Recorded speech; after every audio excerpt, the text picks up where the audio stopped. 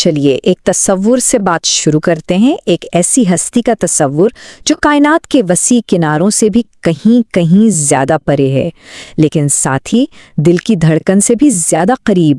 یہودی فلسفے کے عین مرکز میں یہی گہرا اور حیران کن تضاد بسا ہوا ہے، اور اسی نے صدیوں کی فکری بحث کو جنم دیا ہے۔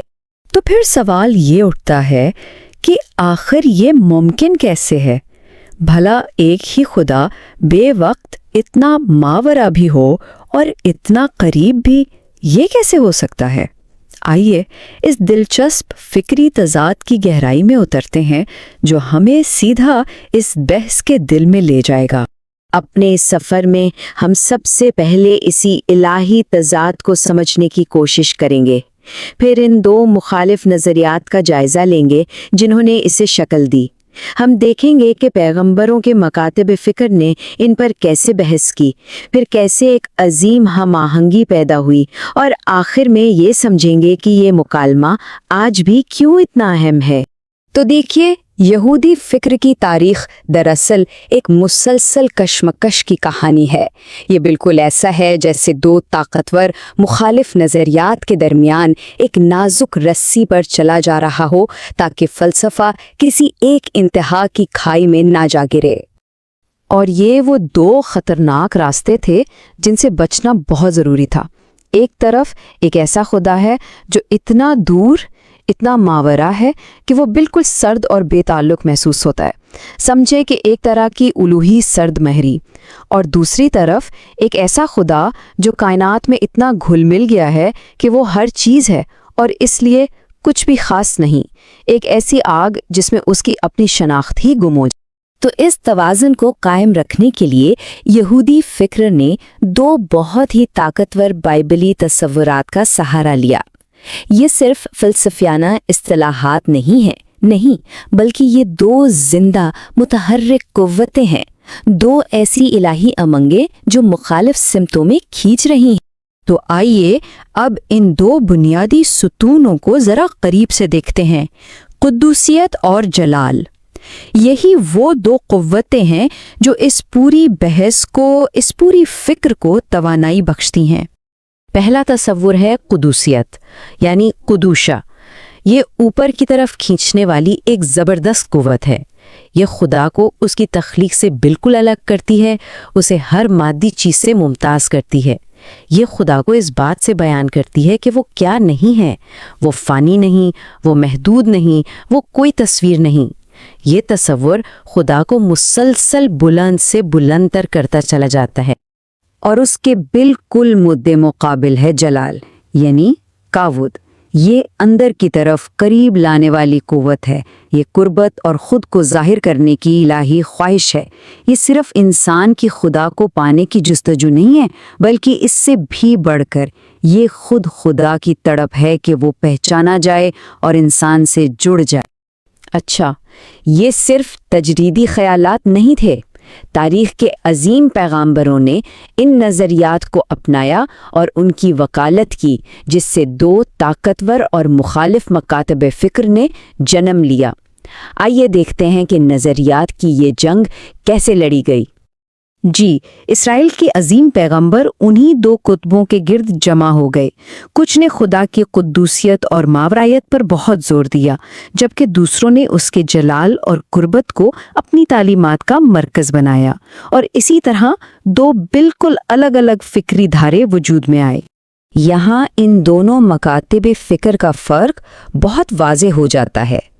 ایک طرف قدسیت کا مکتب فکر ہے جو آفاقی انصاف پر زور دیتا ہے، مطلب خدا سب کے لیے ایک ہی معیار رکھتا ہے۔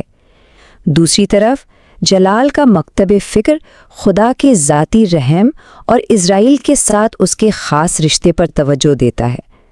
تو ایک سوچ معروضی ہے اور دوسری بہت ذاتی۔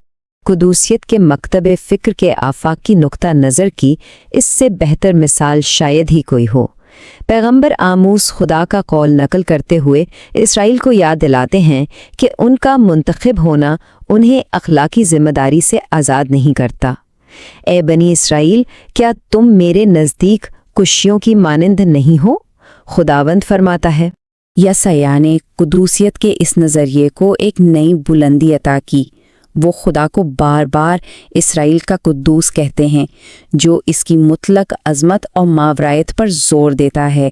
اور جب خدا اتنا عظیم ہو تو اس کے سامنے انسان کی کیا حیثیت رہ جاتی ہے؟ اسی لیے یسعیاہ کے نزدیک سب سے بڑی نیکی عاجزی ہے۔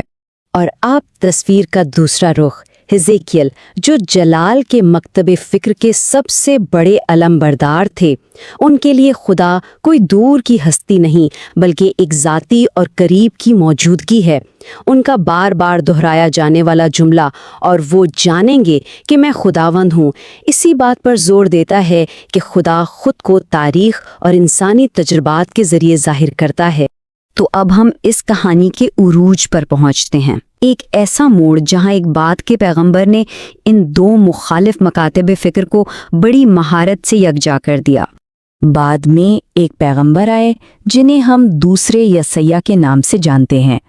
وہ منظر عام پر آئے اور انہوں نے کسی ایک کی طرفداری نہیں کی، بلکہ ان دو مخالف دھاروں کو لے کر ایک نیا زیادہ گہرا نظریہ بنا، جس نے اس پوری بحث کا رخ ہی بدل کر رکھ دیا۔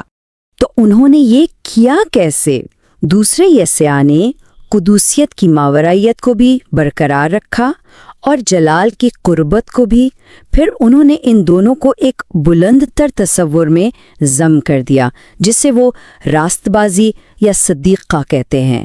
یہ صرف اصول پر مبنی انصاف نہیں اور نہ ہی یہ صرف ذاتی رحم ہے، یہ دراصل خدا کے عظیم منصوبے کا پورا ہونا ہے، جہاں اس کا انصاف اور اس کا رحم مل کر تاریخ میں ایک نئی حقیقت کو جنم دیتے ہیں۔ لیکن یہ امتزاج اس کہانی کا اختتام نہیں تھا، نہیں، بلکہ یہ ایک نہ ختم ہونے والے مکالمے کا ایک نیا آغاز تھا۔ در حقیقت یہ تاریخی بحث کبھی ختم ہی نہیں ہوئی، یہ ہر انسان کے روحانی تجربے میں آج بھی زندہ ہے، کبھی خدا کی قربت کا شدید احساس اور کبھی اس کی دوری کا گہرا کرب۔ یہی وہ ارتعاش ہے جو آج بھی انسانی روح کی گہرائیوں میں محسوس کیا جاتا ہے۔ اور آخر میں ساری بات اس ایک گہرے خیال پر آ کر ٹھہرتی ہے، یہ صرف انسان کی خدا کی تلاش نہیں ہے، بلکہ یہ ایک نامکمل محبت ہے جو آسمان اور زمین کو جوڑتی ہے، اور یوں خدا اور انسان دونوں نجات کی ایک مشترکہ امید میں شریک ہو جاتے ہیں۔ تو آخر میں سوال بس یہی رہ جاتا ہے کہ دوری اور قربت کی اس ابدی کشمکش میں معنی کی تلاش کہاں کی جائے؟ شاید جواب منزل میں نہیں، بلکہ اسی مسلسل زندہ اور متحرک جدوجہد میں ہی کہیں پوشیدہ ہے۔